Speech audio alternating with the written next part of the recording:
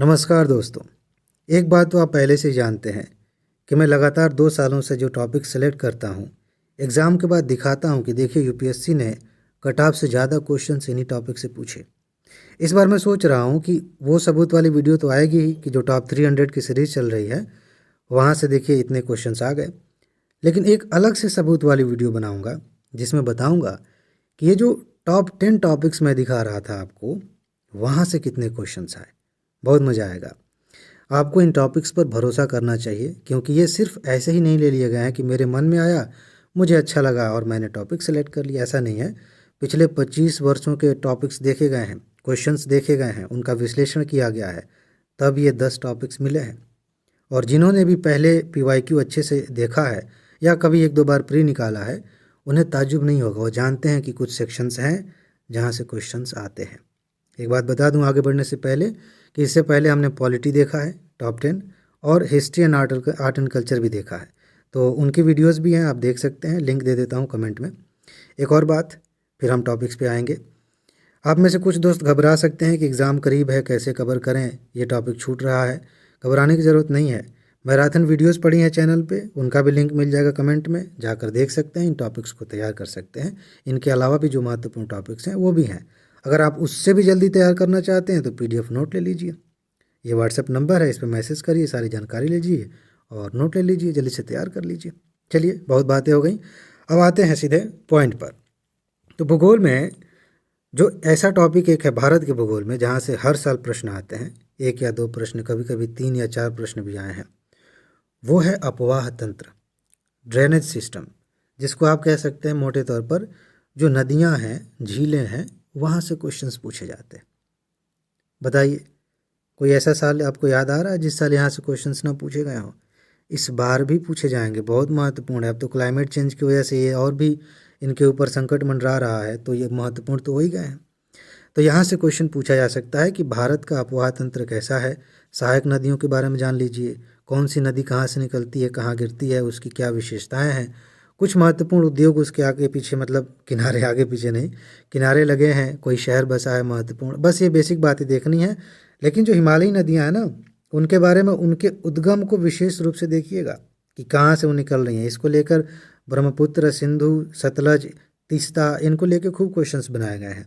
तो ये आप देख लीजिए, आपका टॉपिक तैयार हो जाएगा। इसके बाद भारत के भूगोल में ही एक टॉपिक है भारत की वनस्पतियाँ। खूब क्वेश्चंस आता है यहाँ से। और इसमें पढ़ना क्या है, सिर्फ आपको इतना पढ़ना है। पहले ऊपर ऊपर अगर आप देखें तो इतना पढ़ना है कि भारत में कितने तरह की वनस्पतियाँ पाई जाती हैं, जो वर्गीकरण किए गए हैं 4-5 प्रकार के, वो देख लीजिए। उसके बाद से एक सीढ़ी और नीचे उतरिए और ये देख लीजिए कि इनके एग्जाम्पल्स क्या क्या है। अगर मैं आपसे कहूँ सदाबहार वन, तो आपके दिमाग में कम से कम 3-4 पेड़ पौधे तो आने चाहिए ना कि ये सदाबहार वन के हैं। पतझड़ वन में अगर आपसे कह रहा हूँ तो पतझड़ वन के कुछ पेड़ पौधे आपको पता होने चाहिए। तो ये चीज़ आपको अच्छे से तैयार होनी चाहिए। इससे थोड़ा और आगे बढ़िए, बस 3 ही स्टेप में तो टॉपिक तैयार हो जाएगा। तो इससे आगे बढ़ेंगे तो आपको इतना पता होना चाहिए कि ये किस क्षेत्र में पाए जाते हैं। जैसे अगर मैं आपसे कहूँ कि भारत में मरुस्थलीय प्रकार की वनस्पतियाँ कहाँ पाई जाती हैं, तो आप बहुत आसानी से गेस कर सकते हैं कि हाँ भाई, राजस्थान वाला जो क्षेत्र है वहाँ पाए जा सकते हैं। लेकिन अगर मैं फिर से कहूँ कि इस तरह की वनस्पतियाँ भारत के किसी और हिस्से में भी पाई जा सकती हैं, ऐसी संभावना है, तो शायद आप सोचने लग जाएं। तो सोचिए मत, इसको तैयार कर लीजिए, और भी चीज़ें हैं। तो बस इतना जान लीजिए कि कितने प्रकार की वनस्पतियाँ हैं, उनके कुछ एग्जाम्पल्स देख लीजिए और कौन सी वनस्पति कहाँ पाई जाती है। बस इतना पढ़ लेंगे, आपका टॉपिक तैयार हो जाएगा। हर साल प्रश्न पूछा जा रहा है। इसके अलावा अगर विश्व के भूगोल की बात करें, ये मैंने मिक्स आगे पीछे लिए हैं, तो घबराने की ज़रूरत नहीं, आगे चल के फिर भारत की बात करेंगे। तो विश्व के जलवायु प्रदेश आपको पता होने चाहिए, कहाँ कहाँ पे किस तरह की जलवायु पाई जाती है दुनिया में, ये पता होना चाहिए। और जलवायु के साथ साथ आपको ये भी देख लेना है कि वहाँ किस जलवायु में कौन सी वनस्पति उगती है। जब भारत की वनस्पतियाँ पढ़ेंगे ना, तो वहीं से काफ़ी चीज़ें क्लियर हो जाएंगी। विश्व का पढ़ते समय थोड़ी आसानी हो जाएगी। लेकिन इसके साथ हमने जलवायु प्रदेश देख लिया, किस क्षेत्र में कैसी जलवायु है, कौन सी वनस्पतियाँ, ये देख लिया। एक काम और आप कर लें तो अपने ऊपर थोड़ी ज़्यादा मेहरबानी कर पाएंगे आप, और वो ये है कि वहाँ पे कौन से जीव पाए जाते हैं। इसको इन्वायरमेंट में भी मैं बताऊँगा इंपॉर्टेंट है, यहाँ से क्वेश्चंस पूछे जाते हैं। तो जहाँ इसको आप इन्वायरमेंट के तहत देखिए, पर्यावरण के तहत, या भूगोल में जलवायु प्रदेश पढ़ रहे हैं तो वहीं देख लीजिए। अब ऐसा तो है नहीं कि आप पढ़ रहे हैं विश्व की जलवायु पढ़ रहे हैं और किसी खास जलवायु प्रदेश में वनस्पतियाँ पढ़ ली और उसके नीचे ही लिखा है कि ये जीव पाए जाते हैं, तो आप आंख बंद कर लेंगे। नहीं नहीं नहीं, ये तो हम पर्यावरण पढ़ने आएंगे तब पढ़ेंगे, ऐसा नहीं होना चाहिए। तो वो भी देख लीजिए, यहाँ से क्वेश्चन आ रहे हैं, पूछे जाएंगे। अच्छा, इसके बाद से वायुमंडल से लगातार क्वेश्चन आते हैं। वायुमंडल में एक चीज़ और, एक टॉपिक है जो आगे हम देखेंगे, लेकिन यहाँ पर मैं आपको बता दूं कि वायुमंडल का जो संगठन है, कैसे बना है, किस तरह की गैसें हैं इसमें, ये देखिए, और संरचना क्या है। ठीक है, वायुमंडल की जो परतें हैं उन्हें आपको समझना है और किस परत की क्या विशेषता है ये थोड़ा समझ लेना है। फिर बता दूं वायुमंडल की गैसें, उनके बारे में। ठीक है, और जब ये पढ़ेंगे ना तो थोड़ा बहुत जलवायु परिवर्तन वाला मामला भी समझ में आ जाएगा। ये पढ़िए, परतें देख लीजिए, उनकी संरचना समझ लीजिए, आपका काम हो गया। यहाँ से क्वेश्चंस पूछे जाएंगे। इसके अलावा मोस्ट इम्पॉर्टेंट, कहीं से क्वेश्चन आए ना आए, कुछ पढ़े ना पढ़े, लेकिन अगर ये छोड़ दिया तो फिर तो बात बिगड़ जाएगी। हालांकि ये जो टॉप 10 है ये सब महत्वपूर्ण टॉपिक्स हैं।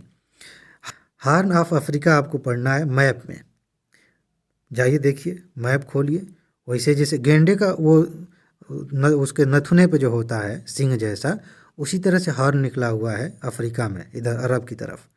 उस हॉर्न ऑफ अफ्रीका में, मैं अमेरिका बोल रहा था क्या, थोड़ी जुबान लड़खड़ा जाती है ना, तो फिर बाद में सोचने लगता हूँ कि मैंने क्या बोला था। हॉर्न ऑफ अफ्रीका जो है उसमें कौन कौन से देश शामिल हैं, सबसे पहली बात ये, उनकी सीमाओं को आप देख लीजिए, उनकी राजधानियाँ देख लें, कुछ प्रमुख शहर देख लें तो काम चल जाएगा। लेकिन उससे भी ज़्यादा इम्पोर्टेंट है इसी टॉपिक के तहत, ये जो मध्य पूर्व एशिया का जो क्षेत्र है ना, बहुत ज़्यादा इम्पोर्टेंट है। स्वेज नहर और लाल सागर से तो क्वेश्चन बनने की और भी ज़्यादा संभावना है, कई कारणों से चर्चा में था। बाकी इजराइल का मामला आप जानते ही हैं अभी युद्ध का, तो इस कारण से ये जो क्षेत्र है बहुत ज़्यादा महत्वपूर्ण हो गया। अगर ये घटनाएं नहीं हुई होती तो भी यह क्षेत्र महत्वपूर्ण था, यहाँ से पहले भी यूपीएससी ने खूब क्वेश्चंस पूछे हैं। तो जो मध्य एशिया है वो क्षेत्र, और मध्य पूर्व एशिया है, ये क्षेत्र पहले से भी महत्वपूर्ण रहे, लेकिन इस बार कुछ ज़्यादा है। तो ये मैपिंग के लिहाज से आपके लिए सबसे ज़्यादा इम्पोर्टेंट है। अगर आप मैप पढ़ रहे हैं तो सारी चीज़ें साइड में रख दीजिए, पहले इसे देख लीजिए अच्छे से। ठीक है, जब आप हॉर्न ऑफ अफ्रीका पढ़ेंगे और ये पढ़ेंगे तो एक बार ये भी देख लीजिए कि वहाँ से कर्क रेखा गुजरती है। कौन से देश कर्क रेखा, मतलब कर्क रेखा किन देशों से होकर गुजरती है, कौन से देश उसके ऊपर हैं, कौन से नीचे हैं। क्योंकि हो सकता है कि मैप में आपने इतना जूम करके देख लिया कि बस आपने सीमाएं देखी, सब कुछ देख लिया, और यूपीएससी ने पूछ लिया कि बताइए तुर्की जो है वो कर्क रेखा पे है कि नहीं, हमें पता ही नहीं है। कुवैत है कि नहीं, हमें पता ही नहीं। इथियोपिया किधर है, पता ही नहीं है। तो थोड़ा सा दूर से भी देख लीजिए, ठीक है, बर्ड आई व्यू जिसको बोलते हैं, तो ऐसे भी देख लीजिए, बहुत इंपॉर्टेंट है, क्वेश्चन पूछा जाएगा। अच्छा, इसके बाद आप में से कोई व्यक्ति इस चीज़ को इग्नोर कर सकता है क्या कि भारत के द्वीप महत्वपूर्ण है इस बार? मेरे ख्याल से कोई भी व्यक्ति जो गंभीरता से तैयारी कर रहा है वो इसको इग्नोर नहीं कर सकता, अगर चाहे तो भी नहीं कर सकता। कर दिया तो बहुत बड़ी गलती है। इस बार भारत के द्वीपों से क्वेश्चन पूछे जाएंगे। लक्षद्वीप एक बहाना है, डायरेक्ट यहाँ से क्वेश्चन पूछा जा सकता है, लेकिन भारत में सिर्फ लक्षद्वीप ही एक द्वीप नहीं है। अंडमान निकोबार से पहले भी बहुत सारे क्वेश्चंस पूछे गए हैं।